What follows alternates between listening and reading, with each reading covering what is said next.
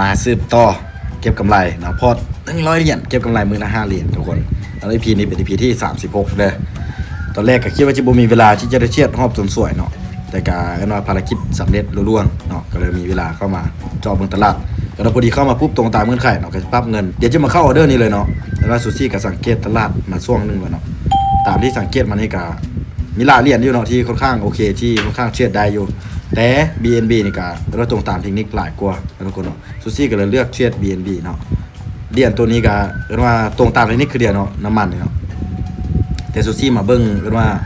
BNB ค่อนข้างเป็นงามเนาะการดีตัวของกราฟก็บ่ค่อนข้างแห้งไปเลยเนาะเป็นเลยซูซี่จึงว่าตามขายในจุดนี้หรือว่าเข้าออเดอร์ในจุดนี้ก็เพราะว่าซูซี่เห็นมีเนี่ยฮับอยู่นี่นะทุกคนเนาะเห็นมีเนี่ยฮับอยู่นี่มันทะลุเนี่ยฮับลงมาเนาะทุกคนสังเกตเบิ่งทะลุเนี่ยฮับลงมาหน่อยนึงมันบอกเป็นว่านี่สำคัญให้ทุกคนนะครับในตาเนาะต้องสังเกตให้เป็นเนาะเวลาเข้ามาปุ๊บนี้ทะลุเนี่ยฮับลงไปปุ๊บในซูซี่ก็ตามขาดกันไปเพราะว่าการที่ว่ามันเกิดการทะลุราคาเก้าของมันเนาะอดีตราคาที่มันเคยเอฟไปนี่นะมันก็มีแนวโน้มที่จะลงไปหาอดีตตัวที่ต่ำสุดก็คือตัวที่อยู่รุ่มพี่เนาะทุกคนเนาะจะมีตัวนี้แล้วก็จะมีตัวนี้เนาะนะครับเนาะถ้าว่ามันลงมาแล้วมันเข้ามาต่ำตัวนี้เนาะมันบทะลุมันก็มีโอกาสมีแนวโน้มที่จะพักโตหรือว่าพักราคาเนาะกดโตขึ้นไปหาแนวต้านของมันเด้ออันนี้เรื่องธรรมชาติของกราฟเนาะเพราะช่วงนี้ทุกคนสังเกตเบิ่งตลาดค่อนข้างเป็นเทรนเนาะทุกคนเนาะเขาเชื่อตามเทรนในการบ่เสี่ยงทุกคนบ่เสี่ยงที่ว่าจะคาดขึ้นเนาะในการเชื่อขณะว่าเขาเชื่อแบบคูณเงินแห้งดีเลยเป็นบ่ก็คือเป็นเชื่อขาลงเขากดขายลงมาเนาะตามแทงเทียนลงมากวินเลยเนาะหรือว่าเป็นเชื่อขาขึ้นเขากดตามซื้อก็ว่ามีโอกาสชนะหลายอยู่ในช่วงนี้นะทุกคนเนาะซึ่งว่าเมื่อกี้ในซูซี่ก็ชนะออเดอร์แรกเลยเขาก็จะหยุดการเชื่อแล้วเนาะก็คือจะเอ็ดแบบนี้ไปเรื่อยๆนะทุกคนเนาะ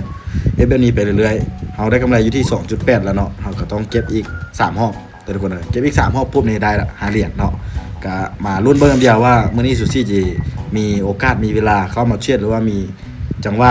ตลาดที่ว่าตรงตามเงื่อนไขตรงตามเทคนิคของซูซี่หรือบ่เนาะก็คือจะย้ำมาฟังเด้อสำหรับเงื่อนไขที่ซูซี่ตั้งไว้ก็จะมี1แล้วแม่น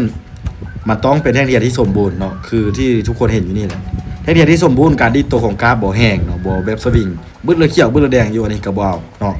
แล้วก็ทิ่มไส้ยาวๆแล้วเป็นแท่งน้อยๆอันนี้ก็บ่เอาเด้อทุกคนเด้อแล้วกรณีที่2เนาะหรือว่าเงื่อนไขที่2มันต้องเป็น